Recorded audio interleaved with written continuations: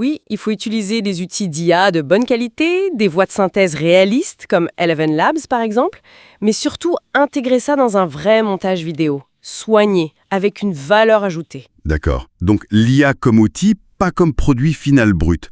C'est une forme d'adaptation des créateurs en fait. Exactement, une adaptation proactive face à ce qu'ils perçoivent comme une menace. Si on prend un peu de recul, comment ça s'inscrit dans le marché global de la vidéo? Parce que ce marché, lui, il explose, non? Oui, tout à fait. Le marché vidéo global est en pleine expansion. C'est tiré par les plateformes de streaming par abonnement, les Netflix et compagnie, ce qu'on appelle les OTT. Oui. C'est tiré aussi par l'usage mobile qui est partout et le succès des formats courts, comme les shorts de YouTube. D'accord. Mais les grands acteurs, Google en tête, ils sont conscients des défis. L'IA, ça coûte cher à faire tourner. En ressources, hein? Oui, en calcul, en énergie. C'est pas négligeable.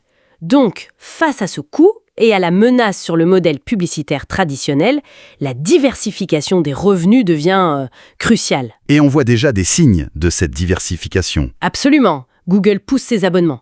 YouTube Premium, Google One. Oui, c'est vrai. Et puis, il y a de nouveaux modèles qui apparaissent. Des expérimentations comme le sponsoring de requêtes, un peu comme ce que fait Perplexity, C'est-à-dire? où l'IA, dans sa réponse, peut citer des sources sponsorisées. Et puis, on voit les développements de solutions de monétisation vidéo plus sophistiquées, peut-être moins dépendantes de la simple pub bannière. Bon, alors si on essaie de résumer, l'IA change la façon dont on cherche l'info, dont on consomme du contenu, c'est clair. Mhm. Et pour YouTube, le défi est double. D'un côté, adapter son modèle économique face à ces réponses directes de l'IA, Oui, et de l'autre, gérer l'arrivée massive de contenu créé par l'IA sur sa propre plateforme. c'est tout à fait ça. Donc, la monétisation, elle ne disparaît pas forcément, mais elle entre dans une phase de... Transformation profonde. C'est le mot juste, transformation. Et ça soulève une question intéressante pour l'avenir, je trouve. Laquelle? Est-ce que cette pression de l'IA va pousser YouTube à revoir ce qui a de la valeur sur sa plateforme? Est-ce qu'on va valoriser davantage l'originalité, le point de vue unique, le divertissement pur, la connexion humaine? Tout ce qu'une machine a du mal à faire, en somme. Voilà. Ou est-ce que l'IA va juste devenir un outil de plus, intégré dans le flux de travail, sans changer fondamentalement les règles du jeu de la monétisation? L'avenir nous le dira.